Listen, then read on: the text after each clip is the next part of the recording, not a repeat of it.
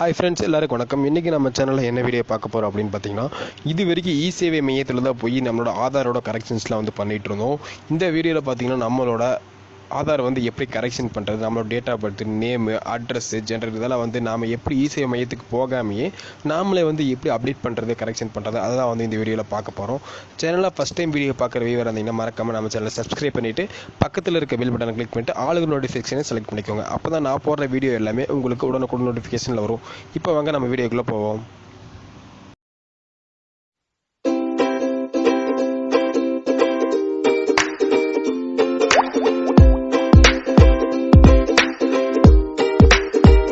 முதல்ல பார்த்தீங்கன்னா நம்மளோட ஆதாரில் அப்டேட் பண்ணணும் அப்படின்னு பார்த்தீங்கன்னா சேவை மையத்தில் போயிட்டு நம்ம டோக்கன் வாங்கிட்டு அதுக்கப்புறம் க்யூவில் நிறைய பேர் நிற்பாங்க. அந்த க்யூவில் லைனில் போய் நின்றுட்டு அதுக்கப்புறம் தான் நம்மளோட ஆதார் கரெக்ஷன் பண்ணுறதுக்காக ரெக்வெஸ்ட் கொடுப்போம். ரெக்வெஸ்ட் கொடுத்துட்டு அதுக்கப்புறம் அப்டேட்டுக்கான சேஞ்சஸ்லாம் பண்ணுவோம்.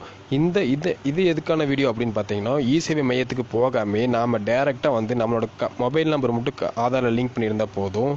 நம்மளோட கரெக்ஷன்ஸ் எல்லாமே நாமளே வீட்டில் இருந்து வெறும் 5 நிமிஷத்துலேருந்து பண்ணி முடிச்சிடலாம். இதில் என்னென்னலாம் பண்ணலாம், கரெக்ஷன் பண்ணலாம் அப்படின்னு பார்த்தீங்கன்னா, நம்மளோட name, address, date of birth, உங்களோட ஜெண்டர் அதெல்லாமே பார்த்தீங்கன்னா நாமளே சேவை மையத்துக்கு போகாமையே டேரெக்டாக கரெக்ஷன்ஸ் பண்ணிடலாம்.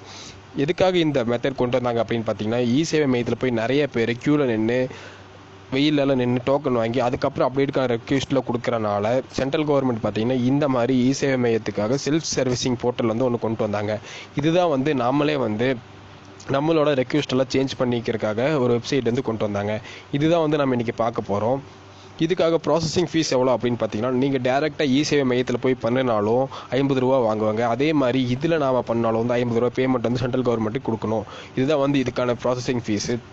ஆல்ரெடி நம்ம மொபைல் நம்பர் ஆதாரோட லிங்க் பண்ணி வச்சுருந்தா மட்டும்தான் இந்த கரெக்ஷன்லாம் பண்ண முடியும். மொபைல் நம்பர் லிங்க் பண்ணதவங்க எப்படி நான் மொபைல் நம்பர் லிங்க் பண்ணுறது அப்படிங்கிறதுக்காக ஒரு அப்படிங்கிறதுக்கு நான் என்ன பண்ணணும் அப்படின்னு நினச்சி கேட்டிங்கன்னா, சேவை மையத்தில் நீங்கள் டேரெக்டாக போய் மொபைல் நம்பர் மட்டும் சேஞ்ச் பண்ணி ஆகணும். மொபைல் நம்பர் மட்டும் நீங்கள் சேஞ்ச் பண்ணிட்டீங்க, அப்டேட் பண்ணிட்டீங்கன்னா அதுக்கப்புறம் உங்களோட ரெக்வெஸ்ட் எல்லாமே நீங்களே சேஞ்ச் பண்ணிக்கலாம். மொபைல் நம்பர் மட்டும் நீங்கள் பண்ணிங்கன்னா வெறும் 50 ரூபா கேட்பாங்க. அது மட்டும் இல்லாமல் நீங்கள் மொபைல் நம்பர், உங்களோட நேமு, இல்லைன்னா உங்களோட பின்கோடு, உங்களோட ஜெண்டர், உங்களோட டேட் ஆஃப் பர்த் அந்த மாதிரி தனித்தனியாக நீங்கள் செப்பரேட்டாக பண்ணும்போது பார்த்தீங்கன்னா தனித்தனி ஃபீஸ் வாங்குவாங்க. 50 ரூபா அப்படிங்கிறது ஒரு பேசிக் ஃபீஸ். அதுக்கப்புறம் நீங்கள் என்னென்ன ரெக்வெஸ்ட்டில் கொடுக்குறீங்களோ அதுக்கு ஒவ்வொரு ஃபீஸ் வாங்குவாங்க. அதனால் நீங்கள் என்ன பண்ணுறீங்கன்னா, டேரெக்டாக உங்களோட சேவை மையத்தில் போயிட்டு உங்களோட மொபைல் நம்பரை மட்டும் சேஞ்ச் பண்ணிவிட்டு அதுக்கப்புறம் நீங்கள் வீட்டில் ஃப்ரீயாக இருக்க டைமில் உங்களோட கரெக்ஷன்ஸ் நீங்களே பண்ணிடலாம். இது மொபைல்லையும் பண்ணலாம். நீங்கள் டெஸ்க்டாப், லேப்டாப் எது வச்சிருந்தாலும் பண்ணலாம். மொபைலில் பண்ணுற மாதிரி இருந்துச்சுன்னா உங்களோட க்ரோம் ப்ரௌசர் யூஸ் பண்ணிவிட்டு மேலே இருக்க 3 டாட் பட்டனை கிளிக் பண்ணிங்கன்னா கீழே ஸ்க்ரால் பண்ணிட்டு வந்தீங்கன்னா டெஸ்க்டாப் சைட் அப்படின்னு ஒரு ஆப்ஷன் இருக்கும். அதை டிக் பண்ணிங்கன்னா உங்களோட ப்ரௌசர் டெஸ்க்டாப் சைட்டுக்கு கன்வெர்ட் ஆயிரும். டெஸ்க்டாப் சைஸில் நீங்கள் யூஸ் பண்ணிக்கலாம். இப்போ வாங்க எப்படி நம்ம அப்டேட் பண்ணுறது அப்படின்னு சொல்லி பார்ப்போம்.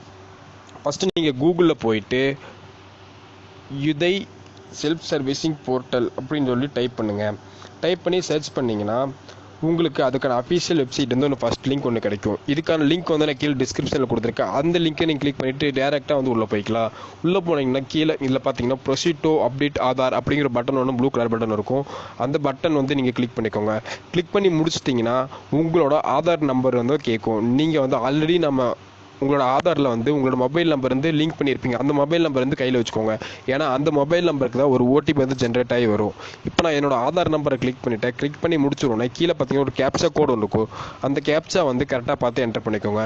என்டர் பண்ணி முடிச்சதுக்கப்புறம் சென்ட் ஓடிபி அப்படிங்கிற பட்டன் ஒன்று இருக்கும். அந்த பட்டனை கிளிக் பண்ணிக்கோங்க.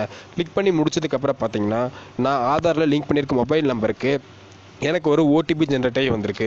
அந்த ஓடிபி நான் கீழே என்டர் பண்ணிவிட்டு லாகின் கொடுத்துட்டேன்.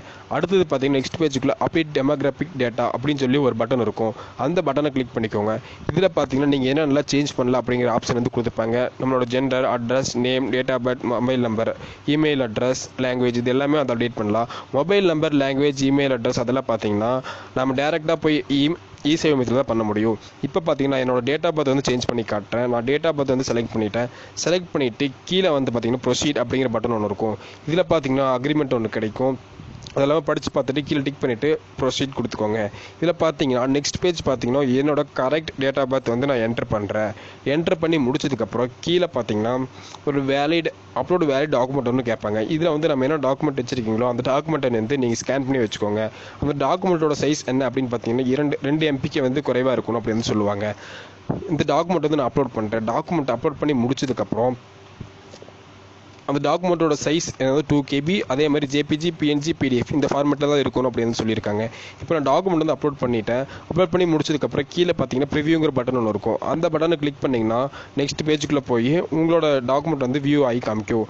அடுத்து கீழே ஸ்க்ரோல் பண்ணிட்டு வந்தீங்கன்னா ஒரு கேப்சா கோடு ஒன்று இருக்கும். அந்த கேப்சா கோடை நீங்கள் கரெக்டாக என்டர் பண்ணிக்கோங்க. கேப்சா கோடு என்டர் பண்ணி முடிச்சதுக்கப்புறம் கீழே பார்த்தீங்கன்னா சென்ட் OTP அப்படிங்கிற பட்டன் ஒன்று இருக்கும். அந்த பட்டனை கிளிக் பண்ணிக்கோங்க. பட்டனை கிளிக் பண்ணி முடிச்சதுக்கப்புறம் நீங்கள் ஆதார் லிங்க் பண்ணியிருக்க மொபைல் நம்பர் உங்கள் கையில் வச்சுருப்பீங்க. அந்த மொபைல் நம்பருக்கு ஒரு OTP ஒன்று ஜென்ரேட் ஆகி வரும். அந்த OTP பார்த்தீங்கன்னா கீழே இருக்க டெக்ஸ்ட் பாக்ஸ் பட்டனில் வந்து நீங்கள் கரெக்டாக என்டர் பண்ணிக்கோங்க. என்டர் பண்ணி முடிச்சதுக்கப்புறம் கீழே பார்த்தீங்கன்னா ஐ ஹியர் கன்ஃபார்ம் தட் அப்படின்னு ஒரு அக்ரிமெண்ட் கொடுத்துருப்பாங்க. அதுக்கு பக்கத்தில் இருக்க செக் பாக்ஸை கிளிக் பண்ணிவிட்டு மேக் பேமெண்ட் அப்படிங்கிற பட்டனை கிளிக் பண்ணிக்கோங்க. பேமெண்ட் பேஜுக்குள் நெக்ஸ்ட் போகும். இதில் வந்து நீங்கள் எந்த மாதிரி பேமெண்ட் மெத்தட் யூஸ் பண்ணுறீங்களோ அதை வந்து கிளிக் பண்ணிக்கோங்க. நான் இப்போ வந்து நெட் பேங்கிங் வந்து யூஸ் பண்ணுறதுனால நெட் பேங்கிங் செலக்ட் பண்ணிவிட்டேன். என்னோட பேங்க் வந்து ஸ்டேட் பேங்க் வந்து நான் செலக்ட் பண்ணிட்டேன். ஸ்டேட் பேங்க்குள்ளே நெட் பேங்கிங் உள்ளே போயிடுச்சு.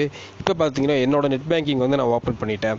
நெட் பேங்கிங் ஓப்பன் பண்ணி நான் என்னோட யூசர் நேம் பாஸ்வேர்டு அதை வந்து என்டர் பண்ணி லாகின் பண்ணுறேன். என்னோட SBI பேங்க்கோடது லாகின் பண்ணி முடிச்சதுக்கப்புறம் நீங்கள் உங்களோட பேங்க் எந்த பேங்காக இருந்தாலும் நெட் பேங்கிங் மூலம் யூஸ் பண்ணுறதா இருந்தாலும் உங்களுக்கு கிரெடிட் கார்டு இருந்தாலும் யூஸ் பண்ணலாம், டெபிட் கார்டு இருந்தாலும் யூஸ் பண்ணிக்கலாம். என்னோட பேமெண்ட் நெட் பேங்கிங்குள்ளே போயிடுச்சு. நான் பேமெண்ட் இப்போ வந்து பண்ண போகிறேன். கன்ஃபார்ம்ங்கிற பட்டன் கிளிக் பண்ணுறேன்.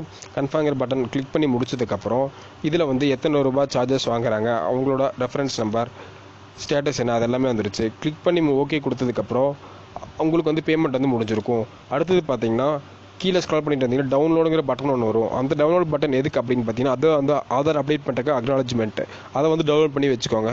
அதை டவுன்லோட் பண்ணி நீங்கள் வியூ பண்ணி பார்த்தீங்கன்னா நீங்கள் வந்து எந்த மாதிரி கரெக்ஷன்ஸ் கொடுத்துருக்கீங்க அப்படிங்கிற டீட்டெயில்ஸ் எல்லாமே கொடுத்துருப்பாங்க. எத்தனை ரூபாய் பே பண்ணியிருக்கீங்க, எந்த டேட்டில் வந்து நீங்கள் வாங்கியிருக்கீங்க, என்ன ரெக்வெஸ்ட் வந்து நீங்கள் கொடுத்துருக்கீங்க, உங்களோட அட்ரஸ் என்ன, ஆதார் நம்பர், அது எல்லாமே வந்து உங்களோட அந்த அக்னாலஜ்மெண்ட்டில் கொடுத்துருப்பாங்க. இப்படி தான் வந்து நம்மளோட ரெக்வெஸ்ட் எல்லாமே சேஞ்ச் பண்ணணும். இப்போ பார்த்தீங்கன்னா சும்மா வந்து டேட் ஆஃப் பர்த் வந்து நான் உங்களுக்கு எப்படி சேஞ்ச் பண்ணுறது அப்படின்னு வந்து ஒரு ரெக்வெஸ்ட் வந்தனால நான் உங்களுக்கு சேஞ்ச் பண்ணி காமிச்சிருக்கேன். அதே மாதிரி உங்களோட நேம் கரெக்ஷன்ஸ், உங்களோட அட்ரஸ் கரெக்ஷன், உங்களோட டேட் ஆஃப் பர்த் கரெக்ஷன், உங்களோட ஜெண்டர் கரெக்ஷன், இது எல்லாமே வந்து இதே மாதிரி மெத்தடில் வந்து நம்ம பண்ணணும். அதுக்கான வேலிட் டாக்குமெண்ட் மட்டும் நீங்கள் வெறும் 2 MBக்கு குறைவாக வந்து கம்ப்ரெஸ் பண்ணி வச்சுக்கோங்க. அதோட சைஸ், அதோட ஃபார்மெட் என்ன பார்த்தீங்கன்னா JPG, PNG, PDF இந்த ஃபார்மெட்டில் மட்டும் கம்ப்ரெஸ் பண்ணி வச்சுக்கோங்க.